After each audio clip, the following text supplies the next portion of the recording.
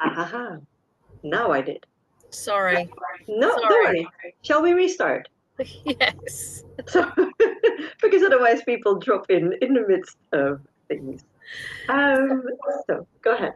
So we're really pleased to welcome Japjeet, and we really appreciate you giving us some of your precious time.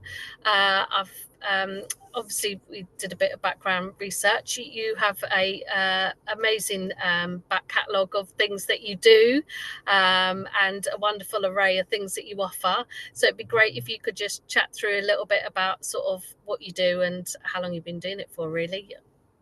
Oh, well, thank you. So I come originally from Belgium, which explains the accent. I come originally from an academic background. I used to teach at university. I have a PhD in literature and history. Um, and I left that life 15 years ago, moved to the UK, and I do very different things, things that I love a lot more. I'm a holistic practitioner, and the work that I combine really is um, functional medicine work, so health advice, health consultations, um, from both an Ayurvedic and a Chinese meridian and Chinese traditional medicine perspective. Yoga teaching, which I've been doing for 15 years, nearly 20 years actually, because I was doing that in Belgium. Doula work, not a birth doula at the moment anymore. I did train as it, but for the past 9 years, I've not been doing any birth doulaing. The being on call, as I was saying earlier, is not combinable with running trainings and my classes and my other clients. So when all of the other work maybe, if I get tired of that or of this type of life, I hope to maybe go back to birth doulaing at some point. Although I must say that um, the state of our NHS isn't really inviting either. But yeah, more needed maybe than ever, but I can also Yeah, imagine that it would be super frustrating to work there. yeah, that's what I was going to Um, say. Probably need you more now than ever, but yeah, it is yeah, very it's very difficult, double, very isn't tough. it? Yeah, and I hear and see it at every training I run when I have midwives and doulas, how incredibly hard it is to operate in a system. And yes, incredibly needed, yet incredibly hard. So I'm very much kind of on,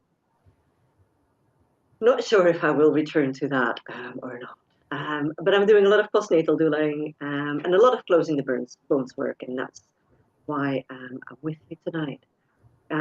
So I trained in closing the bones work 10 years ago. I've been offering it for 9 years, and I've been running trainings in closing the bones work for a good amount of 7, 8 years.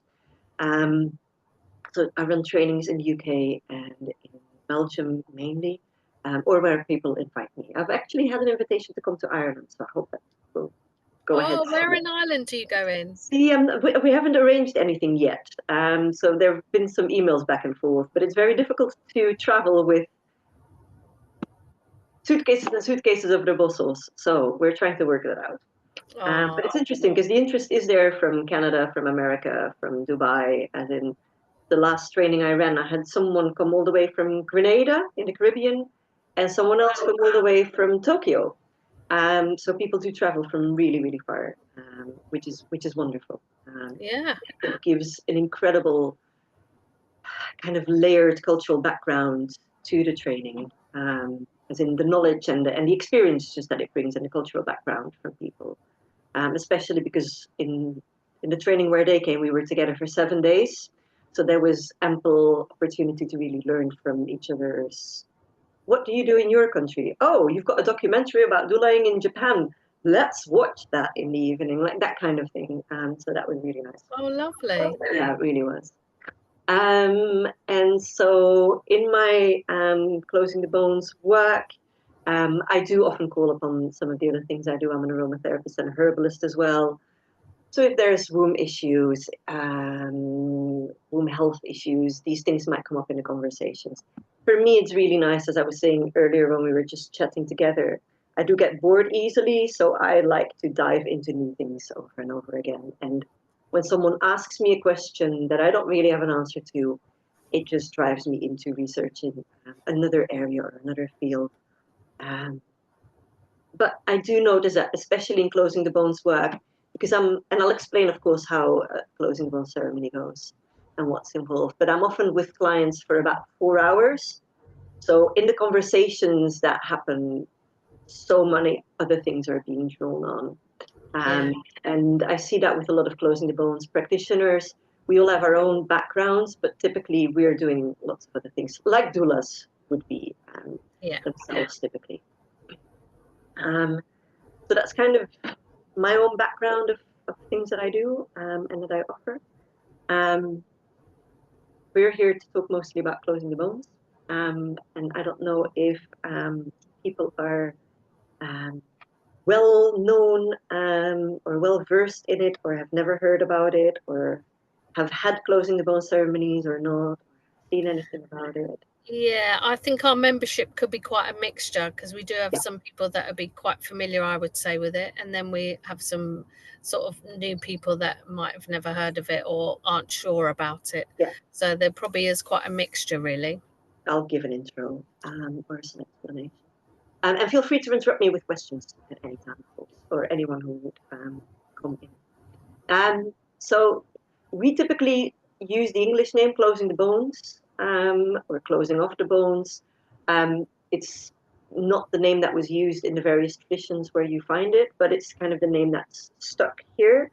Um, and the very interesting thing, I think, to immediately make people aware of is that it's a practice that used to exist um, pretty much across the world. So if we look back, or if we go and research, which we've done, you'd find these practices still present in quite a few areas of the globe. I've particularly studied and learned in the lineage or in Latin American lineages, both a Mexican lineage and a Ecuadorian lineage. So I've studied in the Ecuadorian lineage of Rociel Alarcón and in the Mexican lineage of Naoli Vinaver. Um, and you find this work, and it would be known more as cerrada, so the Spanish word for closing in those areas of the world. And you find it across the whole of Latin America, but you also find the work across the African continent, across the Asian continent. Um, uh, my husband lives or lived in India before we got married, so he is from Punjab. I also got trained by my husband's grandmothers in more Punjabi traditions, which have very close similarities. The cloth that is used for the wrapping and the massaging is different, um, but even the massage sequences are quite similar. And we see the same across, for example, China, across Japan. As I was saying, I had a Japanese trainee in my last training, and we looked at traditional cultural practices there, which are very similar. There is a big revival across Eastern Europe of what, again, is called closing the bones work, but so of their own indigenous traditions. And we have found quite a lot of evidence in old midwifery books that these practices, up until pretty much the Industrial Revolution, were still very common in Europe and in the UK. It's with the Industrial Revolution that they got lost, which makes sense. Here, my academic background then immediately comes in, because I got intrigued, like, okay, why did we lose it around that time? But of course, you'd have women joining the workforce in, let's say, textile companies, in factories, right? And it would be exactly those women who would be of the age typically taking care of their own daughters who would have a baby. They would Right. now be in factories working pretty much day and night. And so within, let's say, 2 decades, you could see that all of that knowledge had gotten lost almost, and it would enter midwifery books as no longer descriptions of what traditional methods were, but kind of as prescriptive ways of phrasing it. One should bind a woman in this way, one should massage a woman in this way, kind of indicating like, oh, all of this work has gotten lost. You can really see how the language around it changes in a few editions of those midwifery books, from descriptive method says all across the country, this and this is done, to one must be doing this. And then another 2, 3 decades later, there is no mention of it whatsoever anymore. It's just gotten completely out of fashion, or out of habit in both the UK and Europe, if you investigate it. I would assume something similar in America would have happened, in North America, but we haven't looked into that.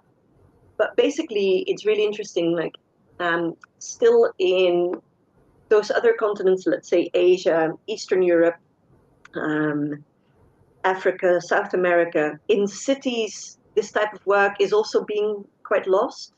It's in the villages that it's still mostly preserved. And if you look, for example, in Mexico, where most of the trainings take place, or where most of the trainers, indigenous trainers, live, so a lot of closing the bones lineages that are being practiced here in, let's say, the Western Hemisphere come from Mexico, particularly.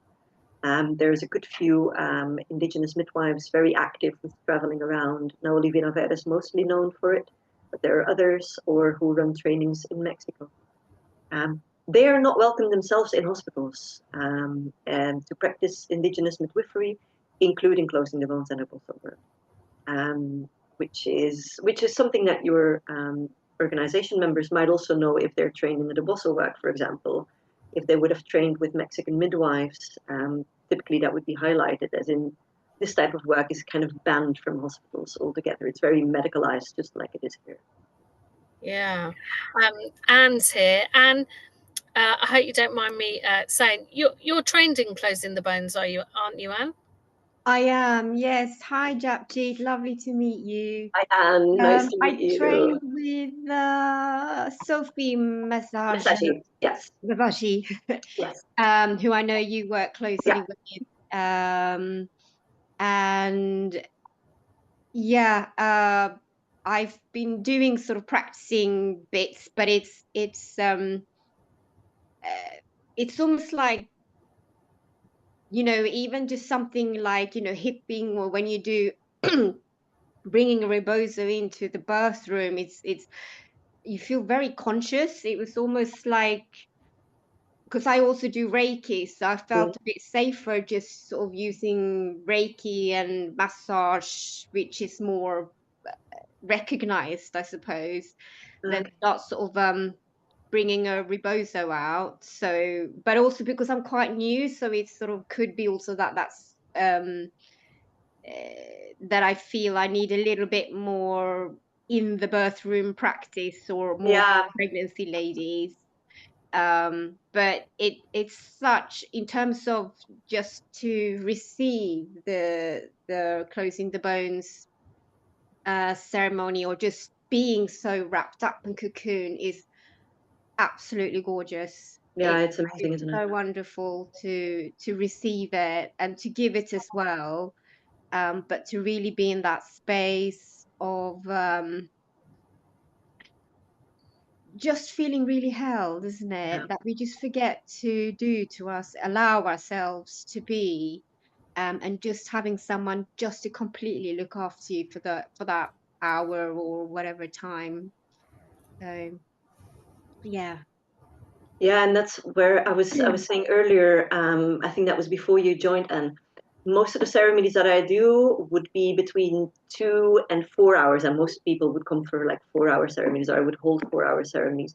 Being held for 4 hours, I think is so, or for a good length of time, is so important, pretty much at any stage for us as women. But if we're looking postnatally, there is so much to make sense of, even if it would be a straightforward, empowering birth without any trauma being caused. And I think those are far and few. Is that the phrase in English? Far and few between these days.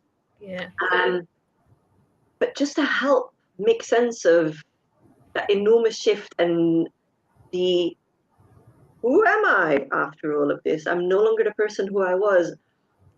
When someone is wrapped in a closing the bone ceremony, and I'm assuming that the people who are watching this or who will be watching this might not all know, but we would, let me for a moment explain a little bit of what's involved, just so that the picture gets a bit clearer for those people who don't know it. But so when we do full closing the bones work, someone would be entirely from head to toe massaged in, and I have them all around me here, in the rebosos, so in Mexican woven shawls.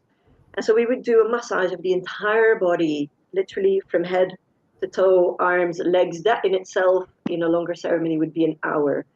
And it's to just get the fascia moving, and it's to move hormones out and to bring balance again. It's like being hung in a hammock, even when you're standing. It's very soothing. The nervous system gets soothed, and it's very hypnotizing. It's almost like a cosmic dance. And if you've done this work, you'll probably like resonate with that description. But like a cosmic dance between you as a practitioner and the woman who's receiving, and then an entire massage would follow from the abdomen, the hip area, the whole upper body area, the arms. The only things we don't do are the legs.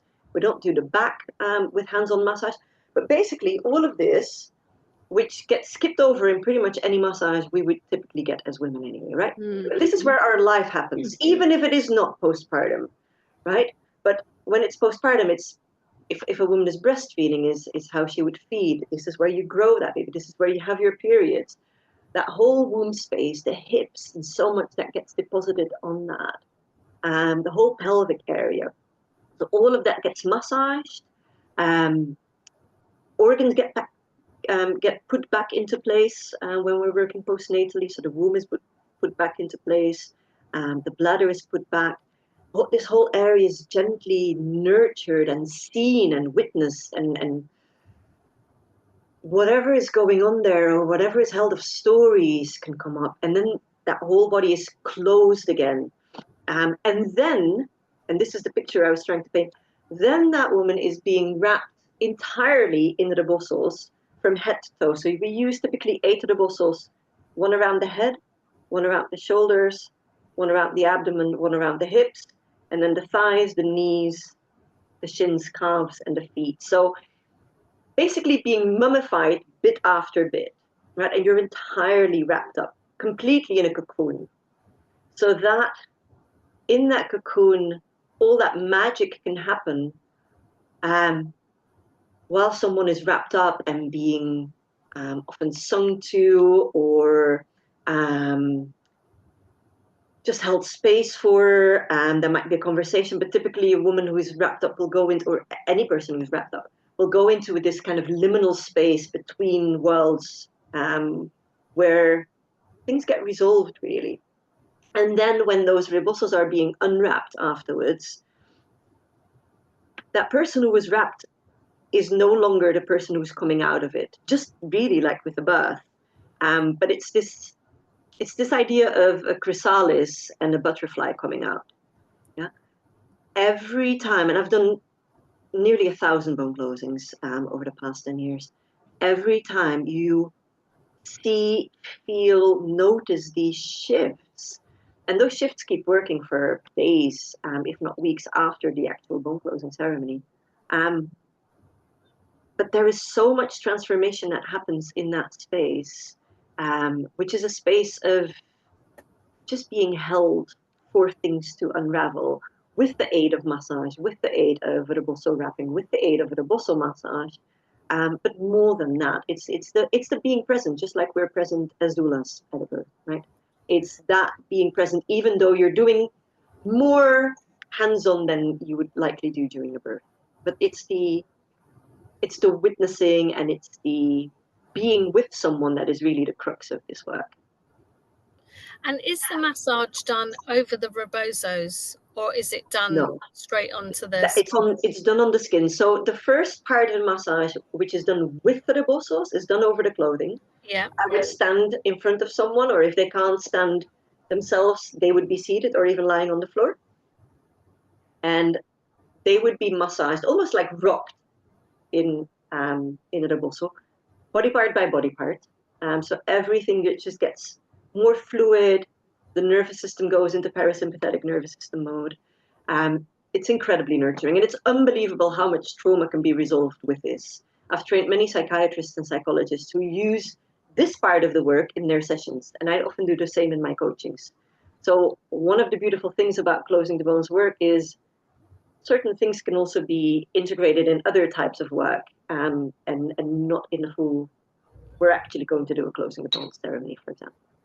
Then the massage work is an oil massage. So infused oils, herbal infused oils, or aromatherapy infused oils, which is done over the skin. So that would be the part where the pelvis is massaged, the abdomen is massaged, the chest area, the arms. That's all an oil massage.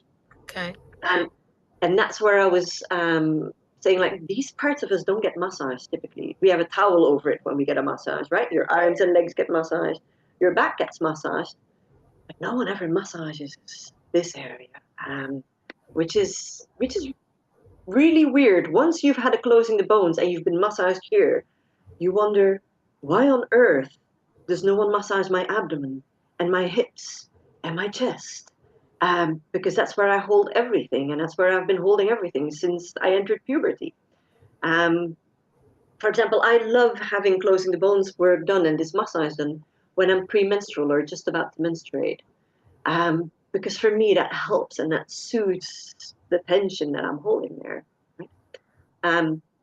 And then the person who's receiving gets dressed again, and then the whole wrapping is done. With the rebosos, and that's done typically over the clothes because it's just more comfortable. You wouldn't have the rebosos like cut into your flesh. On the website, I have some videos and some reels where you can actually see the various sequences happening. But so all of that work very easily takes 2, 3, 4 hours. I'm sometimes with someone for 5, 6 hours even, because we would typically have tea afterwards, have a debrief after, and even that conversation can take another hour. So depending on whether they need to pick up kids from school or they have the whole day, it can be a whole day. If I'm with a client for a whole day, that can be a yoni steam preceding the closing the bones. There could be a bath in herbs, or that could be a sitz bath. It all kind of depends what someone wants to integrate. There could be her friends, her sisters present, or just herself. It also depends why you are offering a closing the bones, as in, is it recent postpartum? You might not be with them for very long. If it's, when I say recent, if it's been a straightforward birth without complications, you could do a closing the bones 6 hours after, which is really recent, right? But you're likely not going to be with them for 4 hours if it's 6 hours after birth. You might do a quicker, shorter version, maybe an hour and a half, 2 hours, and you come back maybe a couple of days after. Because traditionally, within the first 40 days after birth, so that typical postpartum period, a good 6 closing the bone sessions would have been offered. So if we look at any of the cultures where closing the bones, let's use the English term for it as an umbrella term, but where this work is offered, it would be typically 6 sessions. So pretty much once a week. And they might differ really in time. They might be with baby present or not present. But it's a lot more often than let's just have your one bone closing, right? And one of the questions I often get is, oh, but I still want to have children after this one. Should I then have my bones closed? Yes, please. It is not a closing of the entry to things. It's not like, okay, we're bolting everything, you can't get pregnant anymore. It is actually really important to restore the body back to its prepartum shape, especially the hips, to bring them back into their correct position, to avoid complications down the line with hips that go out of alignment, or organs that start being misaligned. So, for example, what is the English word? Sorry, my brain is thinking in Dutch at the moment. A prolapse, yeah, so a bladder prolapse or a womb prolapse. It's really crucial that the bones are closed first before you start exercising the pelvic floor muscles, for example, right? Something that is completely missing in the understanding postpartum often, especially in the UK where there is really no pelvic health available postpartum for women. I'm from Belgium, close to France. What happens in France typically happens in Belgium as well. In France, every pregnant woman already gets assigned a physiotherapist, so that postpartum, she will work with her physiotherapist until her pelvic floor is in a good state again. You couldn't imagine that kind of offering here. But within that, it's really important that think how a pelvis opens up during pregnancy, not just during birth, but really during pregnancy. MRIs actually show this, that the whole pelvic area really widens. That needs to be brought back because the pelvic floor muscles are being pulled almost like a rubber band that gets pulled beyond what it can take. Right? You throw away the rubber band because it'll just snap. Okay, the pelvic floor muscles are not going to snap, but exercising a muscle that's stretched too much is not very helpful. So the first step is always to close the skeletal structure again. And it's this type of understanding that has so gone out in our Western world. But when you then start seeing how much of a difference closing the bones makes with that, to help with prolapses, to help with diastasis recti, for example, as well. And lots of the typical things that you would encounter postpartum. But it is not just a postpartum practice. And in my trainings, I really emphasize that quite a lot, as well as on my website, because most of the people that come to me for closing the bones are not recent postpartum. It might be that they're 10, 20, 30, 40 years postpartum. It might be that they've never had children, because we also offer it for example, with loss, miscarriage, stillbirth, a termination, but also loss of any other kind. One of the situations in which a lot of women choose to have a closing of bones is after loss of their mother, for example. That really drives women to have a closing of bones and have that space for processing. But also the loss of a relationship or the loss of a career or big transformations. It's like when you're on the threshold of something. We don't have ceremonies and rituals in our life very much anymore. The shift to perimenopause or through perimenopause into the menopause, or on the other side of the spectrum. And I always do a little inside dance when I hear other practitioners saying that they had a client, or when I have someone. But on the menarche, so the celebration of a girl getting her first periods, because it's so important in, for example, trying to avoid PCOS. PCOS very typically, so polycystic ovary syndrome, very typically starts developing, or one typical scenario, which is very common, is if a girl has any negative perception around her period. So if a mother or an auntie contacts us for closing the bones for her niece or her daughter, it's like, yes, fantastic, because this becomes a celebration and this switches the narrative around bleeding. I have trained women who, I might tear up with this. I have trained one person who came out of a lifetime of prostitution, and she had just left that world when she did the training with us. And she now offers mainly closing the bones work to women from that work field, which is, yeah, my hair stands on end just thinking of that, because there's so much held in their bodies and in their wombs. I've trained women from Muslim communities in London who particularly work with victims of female genital mutilation, offering closing the bones work. I've trained women who have started working with women who are trafficked. It's always very interesting to see how someone can come really, or starts working really with a niche, but where this work is so incredibly valuable to do, right?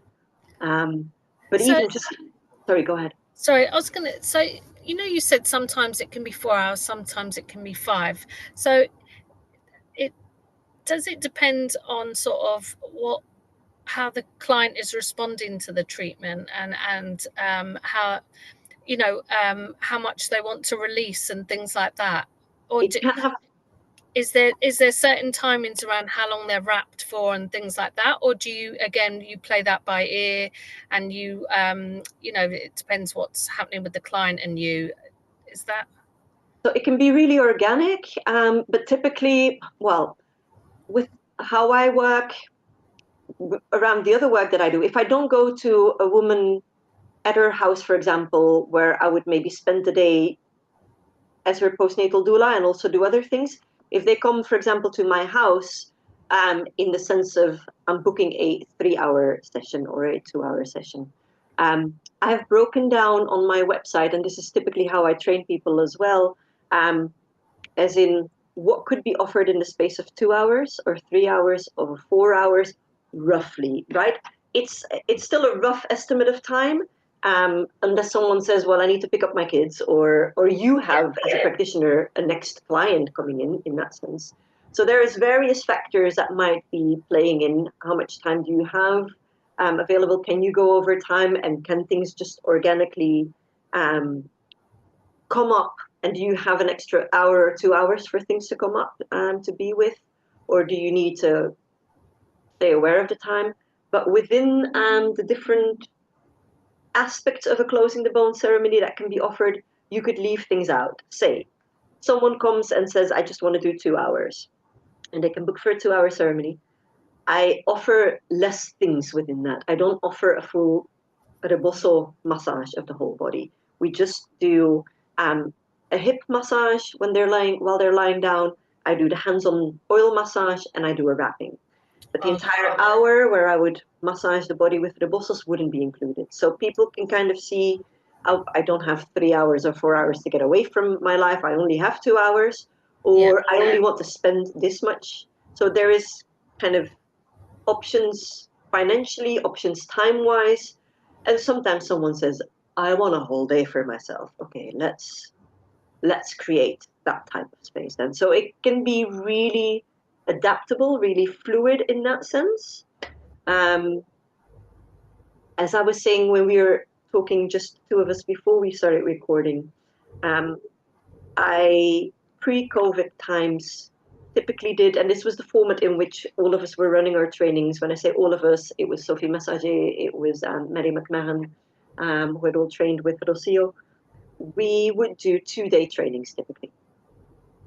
After COVID times, I've started moving that into a format of 4 intensive days or 7 days where there's a few half days off. So a 30-hour and a 40-hour training, because there is so much to be brought in into this work. And one thing that Anne mentioned, and you said that you weren't, I don't know if you used the word confident, but that's what stuck with me, like with the rebozo work. Is it a question of confidence? In the birth room to bring, Yeah.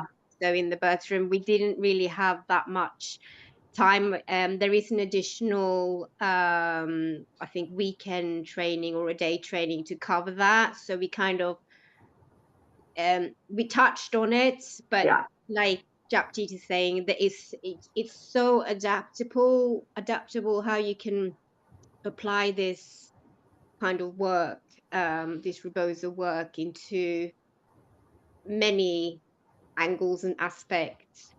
Yeah. And that's the beauty of it. But yes, in terms of, if we're talking about sort of birth and things, for my own confidence, I think I'll probably be going on the specific birth, rebozo work in the birth room, Yeah. and pregnancy. Yeah. Yeah, rebozo techniques for pregnancy and birth are quite different still from closing the bones. So when any of us offer closing the bones trainings, it would be really specific closing the bones, so postnatally, or in so many other types or situations, but not within the bathroom. That would be separate techniques to learn. But one of the things that I noticed with the 2-day trainings, how we had them, is that practitioners wouldn't really feel very confident. A 2-day training can only touch upon so many things, right? It would be typically like 14 hours. I've really extended those trainings, one, to make a lot more space for people's own trauma healing, because pretty much everyone who comes to a training, I think all of us women, we hold so much in our wombs, right? To give more ample space to also start working with that, because it will give you the ability to hold space for others if you started working with your own shit that you hold inside. But two, to not just give the opportunity to practice individual techniques, which is probably, and if you've practiced or if you've trained with Sophie, how it's set in the training there, as in you would practice certain techniques, but you would not do an entire 3-hour closing the bone ceremony for someone during the training. So in the trainings that I'm running, we have a whole, it's almost like an initiation day, but it's a whole ceremony day where people work in duos, and they, in the days beforehand, they have learned all of the techniques and they've practiced bits like the rebosso work alone, massage techniques alone, and often not the whole thing yet. But then they get to hold space for someone and offer a 3 to 3.5 hour ceremony, first for their partner, and then let's say in the afternoon they become the receiving person, right? Which is fantastic, because it gives you an actual experience of everything that's involved of a receiving of it. A lot of people who come to the trainings have never received the closing the bones before, and a better idea of the time management. Yeah, what parts would take how long? What could I leave out? Oh, all of these conversations are unfolding while I'm okay. How can I manage trauma that comes up? How can I manage the conversations that go? How can I keep doing that work rather than, oh, we're talking, let's put everything down. And so it almost becomes like, if it would be in a doula world, being at a birth, and everything from start to finish, which I think is really important for this type of work. And I know that you were asking me first, do I run trainings online? Do I offer this work online? No, because none of this could ever come into that. None of the hands-on massage could come into that. None of the actual intricacies of working with rebosso could come into that. I couldn't have people in the house or in the space where I train them working in duos for a whole day, and walking around in the house, seeing how that's going and offering help. So for me, this is something that absolutely requires, in the way I teach it, in the way I train it, and in the way I see it, which absolutely requires people to be physically present there. And that's also where people learn from one another, from one another's cultural backgrounds, from one another's life journeys in the women's circles that take place during these trainings. So it becomes this whole tapestry, or this whole rebozo basically, that gets woven throughout a training. And that's interesting, because that's the similar image that I would use if I work with someone, say for 5-6 sessions. So how it would be traditionally done, one session each week for the first 40 days.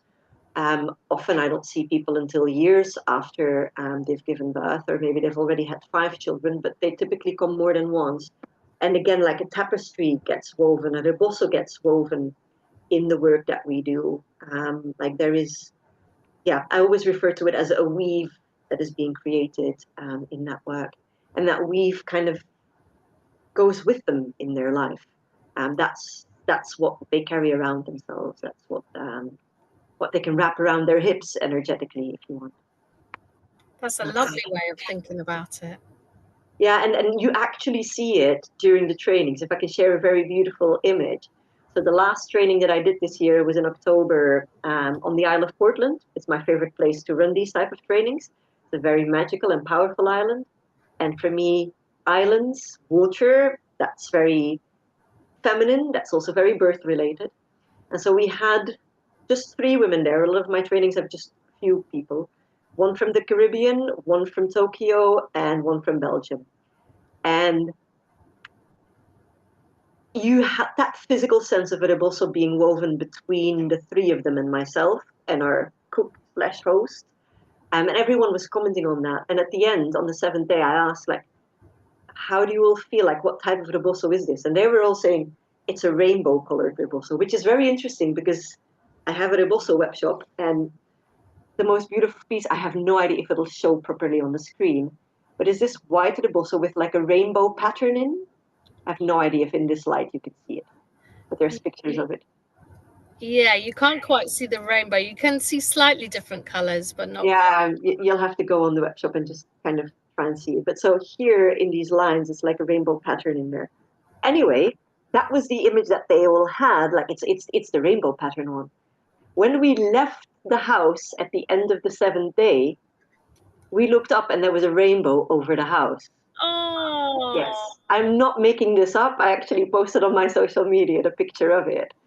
It was so sweet. something is being woven there, and it's that fabric that it's a fabric of sisterhood.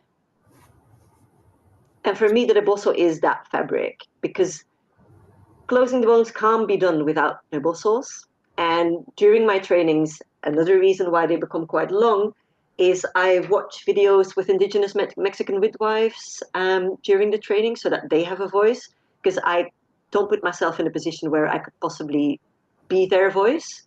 I can speak with respect, and I can try and do the lineage as much justice as I can. But I have that need, I feel that need for them to have a voice. So we watch videos with them, and I integrate a whole kind of module on how rebozos are woven. So we watch a lot of videos, and I have a whole PowerPoint presentation on how rebozos are actually woven, so that people have a good understanding and a whole lot of appreciation, hopefully, for the extension of their hands that they use. And rebozo in Mexico is known as the loving extension of hands, arms, and hearts. And they're truly magical, and it's not just a piece of cloth. It's the energy that's in there that comes into the bathroom or into the space where you work with a pregnant woman or postpartum or however you work with the clients that you work with. But they bring an enormous energy with them, and they're all hand woven, and the process is lengthy and hard and intricate. And so I do a whole module on that of a few hours to make sure that practitioners have an appreciation, have a knowledge about that, are able to communicate about the various aspects of the lineage that comes in, so that we basically manage this, what could become appropriation of a different culture if it's done disrespectfully. Yeah. And I find that really important in this work. Yeah, there's been a lot of talk about sort of all that in the last few years, and if it's appropriate and sort of being respectful and everything of the heritage and things like that, especially in the doula world. So it is important. Yeah, very rightfully so. And Mexican midwives themselves have written an open letter on that. This whole conversation started, I think, during COVID times. It was. So they spearheaded a letter with 52 of them. And it's a conversation I have on the first day, typically with trainees, and which I often have with my clients as well. We, as, let's say, white people, are not great with just sitting in that space of unraveling what could be disrespect or appropriation. It's almost like, don't do it at all, but there is no, okay, well, let's sit with where in our lives we all do this and where in our history we do this. We don't want to do that hard work of looking at ourselves, I think. And the easier option is almost like, okay, let's not then, and nobody should then. Well, actually, no, hang on, do the work. Yeah. And come with respect, not just here in this tradition, but come with respect to every tradition. And then it's a whole different conversation. Yeah, no, I think you're right. We'll just look for the easy option out and push it to one side, and hopefully it'll go away type thing. And no, I think you're right. And I'm interested in the wrapping. So when you wrap somebody from head to toe, is it quite a firm hold kind of wrap? Typically, yes. It's always guided by the person receiving the wrapping. So we would really check in how tight they want it. Typically, it's pretty tight. What happens is that the rebozo, okay, anatomically this doesn't make sense, but it does make sense. It becomes like the fascia on the outside of the body. Let me rewind for a moment. So given that we're talking to people from the birth world, when a baby is in its mother's womb, the way that I explain this is as follows.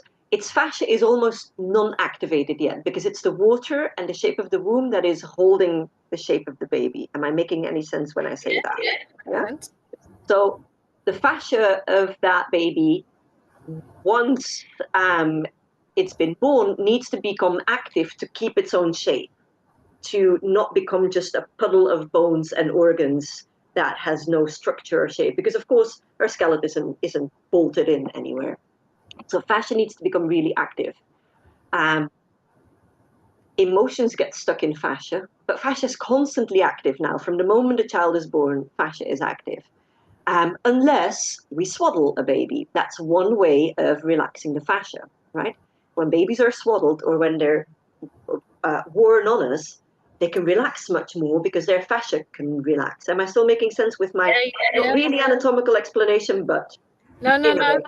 This is good. And so when we come into later years, later childhood years, teenage years, adult years, we still need that. And we try and replicate it. How? At night, we tuck the duvet in underneath us to the frustration of our partner often. It's like, give me back my part of the duvet. Because we're trying to relax our fascia by creating something around us. Or the weighted blankets that have become so popular, right? Yeah. Wrapping is the answer to this. When you wrap, you want to wrap to the exactly right tension, which is typically pretty tight, but not to the point that your bones are breaking or you can't breathe, but tight enough that the fascia can do this. So that's your ligaments, that's your tendons. That's not just the big fascial lines through your body, but also your tendons, your ligaments. Everything goes like that. And there is just this correct point for everyone. So we just try to get it right there. And when you've done a lot of bone closings, you pretty much exactly know how much to tighten. But we check in with each of the rebosos, like how tight do you want this? And it's quite tight around the hips, for example. A lot of lineages would use two bone closers at a time. The lineage that I teach people in or train people in is typically one person doing the work. But a lot of the lineages would have, and if you Google closing the bones videos, for example, you'll often see two people working together, two doulas or bone closers working together. And if it's about the hips, you'd have one pressing a foot into one side of the pelvis, one pressing a foot into the other side of the pelvis, and both pulling on the rebozo end that is coming their way. So if this would be the hips, the rebozo would be like this, right? One person would be pulling here, one would be pulling here, but their feet would be pushing the hips really in. I'm trying to show it on my shoulders because you can't see my hips here. Yeah. We try to do that as one person, and within this tradition and in a lot of other traditions, I show a lot of videos in my trainings, big sticks are used to kind of use as a lever in a way to create that type of tension. That's for the hips because they need to be tightened much more than anything else. But even on the other body parts, it is a good pull until you don't feel your body anymore. That's really it. You start floating. Your body is wrapped, but it's like you're not in there. It absolutely releases you from your body, which is where you can enter this liminal space. And I've had one client once long ago with claustrophobia. She was telling me that she had claustrophobia as I started wrapping her. It's like, okay, you just tell me how tight you want this. We can just literally fold it over you if you don't want to be tightened up. We went pretty tight, and then she fell asleep. And she snored for an hour. I didn't wake her up. She felt so safe. because when it's done exactly right, there is such a sense of safety. Yeah, yeah. It's funny because I'm not just saying, just talking to you is making me feel quite relaxed and Bless you. just thinking about it. But also, yeah, I just, yeah, I can believe it because, yeah, when you see it in the birth room, when you hold somebody, and you don't need to do much, but when you hold them, just across the shoulders, Yeah, you can feel their body relax into you, and you can yeah. feel them sort of let go. So I can imagine, if you're totally wrapped head to toe, I could really, yeah, I could see you just letting go and really relaxing with that. Yeah, and if you think of it, like when we're really upset, like this hug like that doesn't really hug you, doesn't do anything. It needs to be a tighter hug. You need to be more held. Same with babies. If they're very upset, just rocking them a little bit is not going to settle them. It's these big movements that help settle them, right? It's the tight wrapping. And also with the rebozo, when we rock, if someone is releasing a lot of trauma, or if you feel like, wow, that nervous system is really dysregulated, it's bigger and often quite really strong movements that help settle it. It's not just, oh, let me move you a little bit. It's quite strong work in that sense, or quite vigorous when you look at it. It's like, wow, there's a lot of movement going on because that settles the nervous system and that makes people feel much safer. So it's quite physical for you to do on your It is own. quite physical to do, yes. It is really physical work. Yeah, it's the one thing that when people receive it, they can see that, oh, wow, there is a lot of physical force that needs to be done. And when people do the training, they realize, yeah, this is on the physical side of things. Um, Yeah. but there is a beautiful ebb and flow to it as well. Within the so there is really a sequence within the massage, within the rebozo work, and then the wrapping. There is sometimes really intense work, but it immediately gets um, followed by lighter work.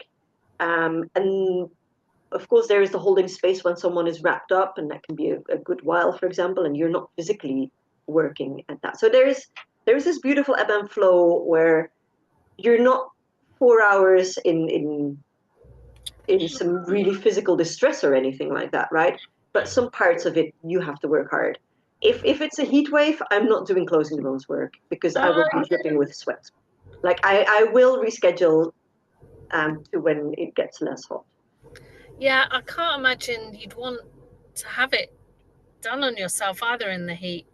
And it's very funny because, of course, it can get quite hot in Latin America. It can definitely get quite hot in, like, as I said, I've learned the Punjabi, so the North Indian tradition from my husband's um, grandparents. We were just there. I've literally just come back on Sunday. It was still 33 degrees when we left, and that's November. So it's warm enough. Um, You'd have the fan on for sure, or the airco on to do the Yeah, work. Yeah. gosh. And so people can have a one-off Yeah. session, but Yeah. ideally a few sessions is good so you can completely release and sort of relax and get the most benefit out of it. Yeah. If a mum's breastfeeding, is it sort of just, you would just say do a shorter session, or would you No, break up the session into different sort of parts and then let them sort of feed in between? yeah. I would, if they want a shorter session, we can. But typically, I have a 2 hour session, a 3 hour session, a 4 hour session. 90% of people come for the 4 hours. Because when do you ever get the chance for 4 hours Mm. being away from things? And so when this is with recent postpartum mums, or even if they're a year postpartum but still breastfeeding, um, babies can be there. Um, I typically ask that there would be a second pair of hands available in the house because that really helps matters if baby is not settling and we would not be able to do anything otherwise. But I typically say to the mum, is like, how about you give a good feed or a top up feed while I set up? That typically settles baby for a while. And then we just pause when baby needs a feed, or there are certain parts where we can even keep working while baby is feeding, depending on what are comfortable positions for mum and baby. I think, yeah, she might have frozen. Um, but so there are certain parts that can still be done while feeding. Oh, it's just the two of us now, and Yeah, no, that's fine. I'm listening. I love it. Thank bless you. you. Yeah, and I think the recording has now stopped as well. No, it's still recording. Okay, Yeah. yeah, so we can continue. It really depends whether a mum is comfortable with being touched while she's feeding, or whether we just want to have a conversation. But you know the closing the bones work. So if we're just massaging hips, for example, like the crystals on there, that can be really lovely while she's feeding baby if she wants to be kind of on her side with baby next to her. But we might pause entirely. I've often had mums breastfeed when they're wrapped up, especially if baby is good with being on mum lying down. So if baby has a good sucking balance, and then I would just leave the chest open and not wrapped up, and baby can have a feed that way, or we just pause entirely for a while and then resume. Yeah. Do you have any questions, Anne, while we're waiting for our host? Yeah, no. I don't think so. It's been so wonderful to hear, because I think I connected with you first, but then the initial training was when you were meant to have it in London, got postponed or Oh yes, changed. So and then that was I last didn't know year. the other dates that you were offering, so I then found Sophie, but Good. we were all working in the same circles. Yeah. But yeah, I think like you said, it's very different techniques, from when you're pregnant. Obviously you can't do certain things, and and the comfort factor as well for the mum. But postnatally I had to so I was working like consecutive weekly sessions with my mum, where I sort of worked on the abdomen and the massage part, and then sort of tightening the hips. She couldn't quite get comfortable on the floor, so we were working on the bed. So it's really adjusting and sort of using the wrapping part as opposed to complete rocking. But it's I found it, she found it, I loved doing it. It felt like I could really bring her something that was a just really precious, really giving something back for all the hard work that she's been through, giving the birth and everything, and really honoring the body. um and no, it's just incredible. So thank you so much for sharing your work. I think, the more people that are trained to be able to provide this, whether it's as a profession or just for their, you know, family, daughters, being able to provide it to a daughter, is wonderful. And like you said, it's it is important to honor the traditions and things where it comes from, but I think it's also equally wonderful to be able to bring in another culture that is so beneficial into another culture, to that it's doing something good. And the way that we give birth all over the world is more or less the same, slight variations in terms of the intervention side, but in terms of the biomechanics, that tends to be the It's same. both So the same way, yes. yeah, Yeah, so and we're it's lovely that we're sharing this kind of work. Definitely. yeah, and at the beginning of the session, that was before you joined us, I went kind of through explaining that this work used to be found all over the world, basically. Mm. Because exactly, women's bodies are built the same across the globe. And the knowledge that our ancestors had of what is needed in pregnancy, during birth, and postpartum was the same. It wasn't that one culture had the knowledge only, right? Yeah. There would just be variations. Even now, there are still lots of regional variations. Even if you just go to Mexico, there are so many regional variations in this work, right? Right. So it's the same type of variations that you would find across the globe. The shawls, the cloth that is used is different in various cultures. People in the UK work with rebosos because most people here will have trained in Latin American traditions. Right. For example, I also have the material here that is used in Punjab, which is called khadr, which is a very different material. Oh, really? Because that's what is woven there, right? Mhm. That's what they would use. Similarly, in Africa, you would have the typical material that people will know from what is used as baby carriers by Africa. And that's the material that would be used for closing the bones in Africa, or their versions of this. So the materials would be different, but the work with them is very similar across the world. It'd just be like what is locally made for this purpose. But you would see that every culture would have materials woven specifically for baby wearing, for wrapping, and that they were used in very similar ways. Yeah. Our voice We're is just back. catching on the bit that I missed in the beginning. I apologize for my late entry. Well, I apologise for being cut off. So Are you watching football again, or are you not watching? Waiting. I'm waiting for the footballer. Yes, I am. I am. See, everyone knows that this is what I do. We continued answering the question about the breastfeeding, but yeah, basically, shall I recap because that was your question? Yeah, but don't worry, I'll catch up on the recording. So yeah, sorry, I'm so sorry. Yeah, I couldn't believe it. I was like, oh no. Don't worry. We continued. But yeah, I'm trying to think if anything else. Is there anything else, Anne, that you think that people would want to know that sort of don't know much about the closing the bones ceremony, or yeah?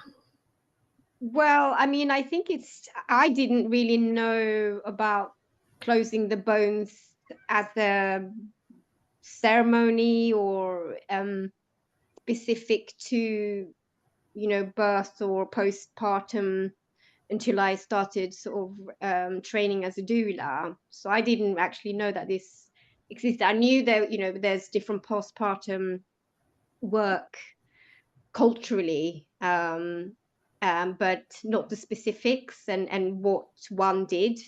Um, and I certainly didn't have it. It wasn't something that I was brought up with, or anyone shared with me when I had my children. I would have loved to have received this kind of work postpartum, having my children, definitely.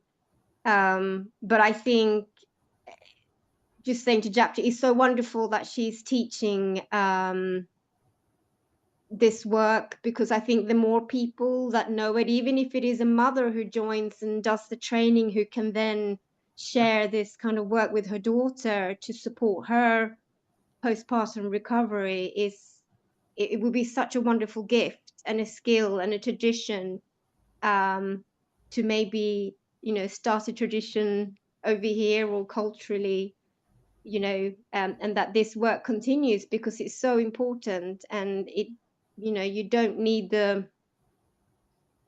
medical certificate or know-how. Of course, it helps to have someone show you what to do, but anyone can do it. That's the wonderful thing about it. So I would definitely recommend to go and do a training. And I think it's so interesting that you touch upon that. For me, it's from the beginning been kind of my mission, and I know it'll take probably a generation at least, hopefully less time, but that we go back to how it was, where you wouldn't have to find a practitioner. This wasn't midwifery, for example. It would be someone from your family who could offer it. That doesn't mean it doesn't necessarily has to be. Family relationships can be messy. Maybe you want someone well away from your family dynamics, right? But we go back to how it used to be, that you didn't need to pay a professional for this. Your aunt, No, it would your be, grandmother, your mother, they would be offering this. yeah. Unfortunately, we are now, as we don't have that situation, we need to go through a couple of decades where professionals, to use them that word, but where it's someone who likely needs to be paid for their work, be that as a doula package or be that as a practitioner. Um, but the idea is that we, through the trainings and through the awareness about this work, get back to, yeah, everyone in every family will know someone who can offer this. That's what we're trying to get back to. And I think as doulas, it's so important to have on your radar, even if you're not trained as a closing the bones practitioner, but to know that it exists, what it entails. It is so crucial in reducing, for example, postpartum depression risks, in the physical healing of a mum, in the ability for her to be there for her family. It's work that touches upon the physical, the mental, the emotional, and the spiritual well-being, not just of that woman, but or that person, but their whole wider field ultimately. And a great example, I just had an email on Monday when I came back from India, and this is what we want to be happening. Of a woman saying that her and the friends of a woman who's about to give birth were putting money together for 6 bone closings. And I was just celebratory reading the emails like, yes, no flowers, no baby clothes, but something that is going to be crucial in just these first weeks and months for that mum and that baby and their whole family. And that's what we want. That's really what we want. Yeah, and you mentioned earlier that you have some midwives on your courses. Are they midwives that are practicing it privately, or are they doing some elements in the hospital? So it's really interesting because every training is a bit different, but I've had trainings with only midwives, for example, and that's both private and NHS. Yeah. So there might be trainings with only doulas or a whole mixture. As I said, psychiatrists, psychologists. Often I have a whole lot of people who are not working in the birth world as such, because closing the bones can be done in so many other situations and instances. Because it's about womb health and it's about mental well-being. It could just be done for anxiety or for depression or for neurodivergency. This is fantastic work for neurodivergent people. It can be done with children for overwhelm. My husband is on the neurodivergent spectrum. For him, this work is fantastic because it helps him regulate his nervous system very well. So there is really no limit that you can put on it. And it is across genders, it is across ages. A lot of the women who train with me will offer it to their children. That's, of course, not a 4-hour ceremony. No child is going to be going through a 4-hour ceremony, but that might be a quick wrapping of just the hips or just the head, or a quick massage, or, okay, a teenage daughter, no hands-on massage. Mom, what on earth are you doing? But please wrap me because I'm dealing with so much. So it is very variable. It is very varied, and it can be very fluid and flexible in what you do with it. Yeah. And very interesting, I think, to mention, or good to have on the radar, especially for doulas watching this, is if you, for example, don't offer it yourself, but you refer people, or you say, like, I'll help you look for a bone closer, is to indeed be aware that traditionally there would be 6 sessions. For most people here in the West, that might not be feasible at all. It is not, oh, one session, one ceremony isn't going to do anything. So if you are only able to travel to one because you need to travel further, or financially it's not feasible, it's really important to not communicate it in such a way that, well, one is not going to help you. One ceremony can do so much and yet you can go deeper and deeper and deeper with that, with each consecutive one as well. So it's that type of awareness, kind of, which I always mention in my trainings, but I think it's just as important for any doulas watching this who might refer someone to a closing the bones practitioner to also be aware of when they speak to their doula clients. For example, knowing maybe about their financial situations, like, well, it's not worth it if you can only do one. It's absolutely crucial to do that one. If it's that one. And do you know any, I'm putting you a bit on the spot here, are there any stats around sort of how many practitioners there are as a matter of interest, like across England? Or We have, so I work together with Sophie Massager in a Facebook group that we run together because we kind of run our trainings alongside each other. We have together trained a good 1,000 people, but there are other people running trainings as well. So I can't put a number on what the other people would have oh trained. wow, But that's a lot of people you've trained. yeah, there's a lot of practitioners. There's a lot of practitioners. More London and down south than, for example, up north. Like if people from Manchester, I have people traveling from Manchester to Leicester, from Leeds to Leicester. I have people contacting me from Scotland. Can you please come and do a bone closing here? It's like, well, that's quite far. I've had people say, I'm happy to pay for the flight back and forth. Because the farther up north, the less practitioners we have. A lot of my trainings have a lot of international people. Because I'm from Belgium, I have kind of a network there. But I mean, people coming from Spain, from Tokyo, from the Caribbean, from America. But within the UK, we have trained over 1,000 people, and there's been more trainings that have been run by other people. So with all the other trainings combined, this is a complete estimate. Don't hold me to this number, but I would say at least 2,000. Yeah. Wow, yeah, that's amazing. So all the doulas, if they're not doing it, they need to either train or they need to find a doula that does offer it. It would be so good to, at least in the area where you're active as a doula, to know of 1 or 2 bone closers to refer people to if you're not offering it yourself. Yeah. I would say if you're a doula, it is worth looking into doing the training, and offer it alongside. It's a lovely journey to take with your clients postnatally, and to be with them. And it might be that they also come back years later still for bone closing work, while they might not come back for, if they're not having any other children, they might come for bone closing for other reasons, for example, right? I have some people who come just for their MOT every 3 or 4 months. They know that this keeps them balanced, healthy, well, and so they book in as soon as they leave, like, okay, schedule me in for 3 months from now.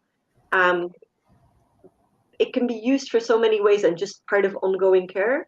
And within being a doula, sometimes, depending on the things you offer, it can be hard keeping your business afloat. Purely from that perspective, training and closing the bones isn't a bad idea often. Because it can be, okay, I can offer 3 or 4 hour sessions, but also to people outside of the birth world. So that could be kind of a steady income stream, even if you don't have a birth client, or you're on call for a month, but in that month you might not be doing so much. And not every doula is comfortable charging her worth for doulaing, for example. So Yeah. I would say it's useful to think about it. But if you don't offer it, definitely have a couple of bone closers in your area that you know of, that you can send women to. Because more and more, and I was mentioning that before we started recording, when I started offering this work 9, 10 years ago, it was hardly known, right? You really had to explain to people. But now I get emails from people I have never heard of. They've just found my website and they're a couple of months pregnant, and they say, I already want to book in my closing the bones session for when I've given birth. I always have to say, it's a bit pointless booking it in now. 1, we don't know when you're really going to give birth. But 2, it depends on what type of birth you had, how soon we can come in with the bone closing. If it was uncomplicated and you're absolutely fine after, we can do the next day, the same day. But if there have been complications or if there's been a C-section, we might have to wait 6 weeks at least, 8 weeks, maybe longer. So booking in as such while you're still pregnant isn't very useful, but having that rapport and that relationship set so that they can contact you after birth. I have some women contacting me 2 hours after their birth. Okay, I've given birth and it's been like this. When can I have my bone closing? That means you can immediately jump on that and start creating that space for them. Oh, that's what I was going to ask you. For cesarean birth, how long would you recommend people wait? Or again, does it depend on the individual? The C-section scar would need to be entirely healed, not just, of course, on the outside, but through all the layers, because the massage work itself, in fact, I'll have to tilt my screen a bit, but the massage work itself is really upward, with upward strokes across the abdomen and chest. And you could open up the C-section wound again. So that really needs to be fully healed. We typically would say minimum 6 weeks, but that can be much longer. Also, as you're working just over that scar and as you're wrapping, so again, let me try and show, I've got black clothes on, but so that would create a kind of muffin top and the bulge. You don't want anything opening there or pulling. So typically what I ask women when they contact me is if they could do that on themselves and feel that nothing pulls and nothing feels uncomfortable. The same would go with an episiotomy, for example. Any upward work can pull and can be really, really uncomfortable if there's been a tear or if there's been an episiotomy. And something that women often forget, because they might be like, yeah, I'm fine here. You need to be able to lie on your back for an extended amount of time as well. So if there's been an epidural or if there's been other interventions other than a C-section that have affected your ability to lie comfortably on the floor, we would also typically wait. Okay. So that's a conversation I would have with anyone who's fairly recently postpartum. I need to check a few things. Are you comfortable? The fact that you take 10 minutes to get on the floor is fine, or to get back up, right? But can you lie down? Because you can't do this work on a bed. You would trip over as a practitioner. You need to stand over them for quite a bit of it. So can you lie down? Can we make upward movements without any pulling or without any risks for any wounds opening up? If there's an infection, an active infection, we need to wait. So there's a number of contraindications, and that's just a conversation that I have beforehand with them.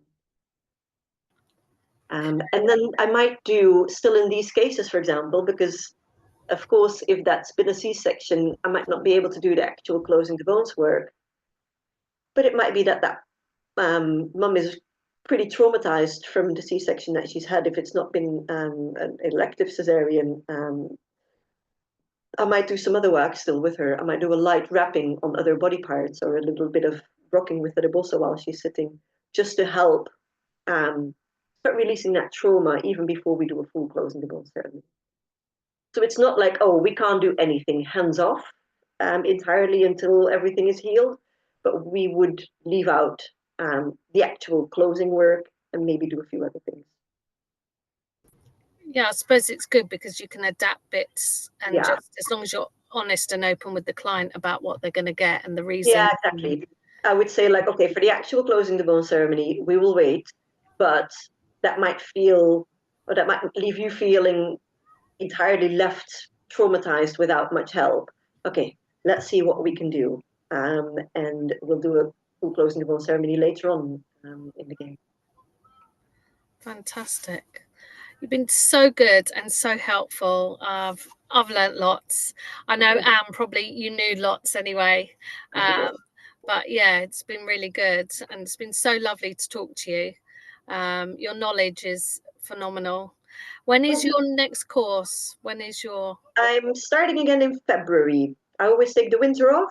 And so from February onwards, I'm running trainings. I've got a weekend, the Valentine's weekend actually, 4-day in Birmingham. And then in May and in October, I'll be on the Isle of Portland for a 4 and a 7-day one. And the rest of the schedule is still open to be filled in. So if anyone watching says, oh, I want to host a training, they can also contact me. But the training schedule is on my website, so with the confirmed trainings. We've got some spaces for February for anyone already wanting to come. We've got the luxurious 7 days in May. Fantastic. And what I'll do is I'll put those on our Facebook group. Yeah, so everyone can see those and have a look, and the videos that you referred to as well. I'll signpost them to those as well.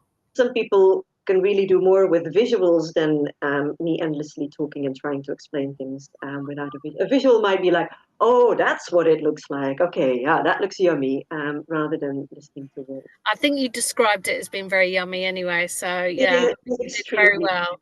I feel relaxed just talking about it, like I said. So yeah, it's very good, very good.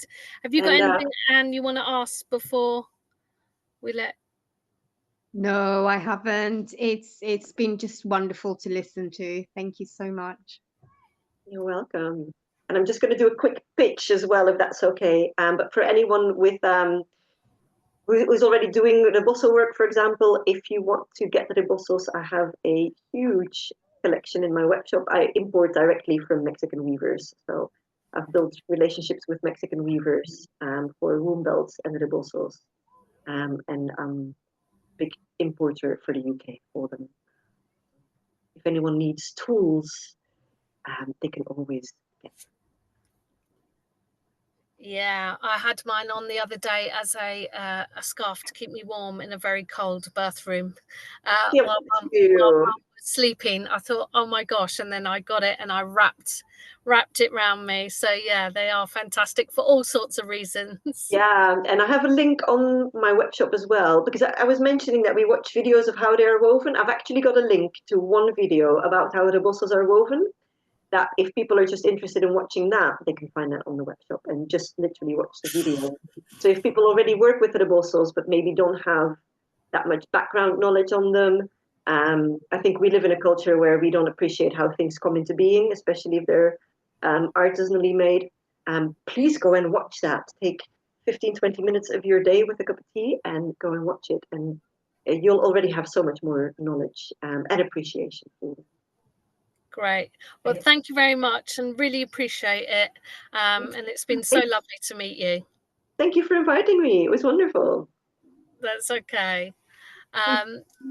Yeah, thank you. Lovely meeting you, Anne, after the emails we had. Yes. Hope to meet you one day soon. That would be lovely.